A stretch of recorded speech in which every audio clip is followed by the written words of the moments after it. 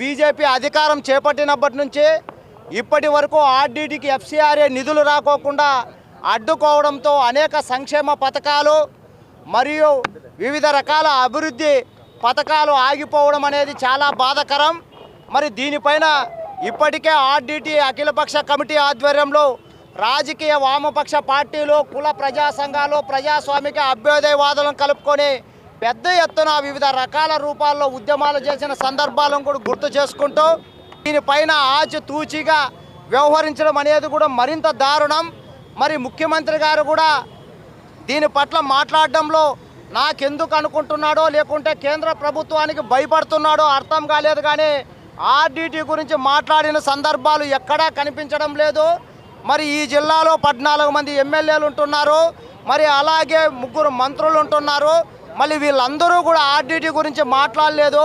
గతంలో వేలాది మంది అనంతపురం నగరాన్ని చుట్టముట్టి ఆర్డీటీ కోసం ఆందోళన చేసిన రోజు మాత్రం అసెంబ్లీలో కొంతమంది ఎమ్మెల్యేలు కంటి తుడుపు చర్యగా వాళ్ళ తెలుగుదేశం పార్టీ అధిష్టానం సూచన మేరకు మాట్లాడినట్లు అర్థమవుతుంది తప్ప వాళ్ళకి ఆర్డీటీ పట్ల ఏమాత్రం శుద్ధి లేదనేది కూడా బహిరంగ రహస్యం.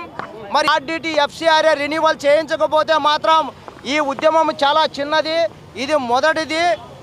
రేపటి రోజు నుంచి దశల వారీగా ఉద్యమాలకు కార్యాచరణ దాలుస్తాం. జాతీయ రహదారుల దిగ్బంధం కానీ, రైలు రోకోలు కానీ, స్వచ్ఛందపు అరెస్టులు కానీ, అవసరమైతే ఈ జిల్లాలో ఉన్నటువంటి 2 ఎంపీల ఇల్లులు కూడా ముట్టడించడానికి వెనకడుగు వేయం. ఈ జిల్లాని ఉద్ధరించిందన్నా, ఈ జిల్లాలో అభివృద్ధి జరిగిందన్నా, ఈ జిల్లాలో వెనకబడినటువంటి వర్గాలు ఎస్సీలు కావచ్చు, ఎస్టీలు కావచ్చు, బీసీలు కావచ్చు, తదితర కులాలు ఇవాళ విద్యలో కావచ్చు, క్రీడలో కావచ్చు, మరి ప్రధానంగా ఇల్లు లేనటువంటి నిరుపేదలకు ఇల్లు కట్టించిందన్నా, రైతులకు మరి ఇవాళ కుంటలు తవ్విందన్నా, చెరువులు తవ్విందన్నా, ఇవాళ రైతులకు సంబంధించినటువంటి అన్ని రకాల పరికరాలను అందించి వ్యవసాయానికి తోడ్పాటు అందించిందన్నా. మరి ప్రధానంగా వైద్యం అనేది ఈ జిల్లాలో అందరికి కూడా మరి ఉచితంగా వైద్యం అందించిందన్న దమ్మున్నటువంటి సంస్థ ఆర్డీటీ.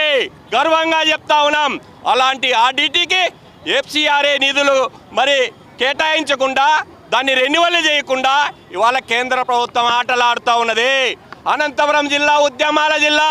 ఈ జిల్లాని నుంచి హెచ్చరిస్తా ఉన్నాం కేంద్ర ప్రభుత్వానికి, ఆర్డీటీకి వెంటనే రెన్యువల్ చేయకపోతే మాత్రం ఈ జిల్లా ప్రజలు తిరగబడతారు.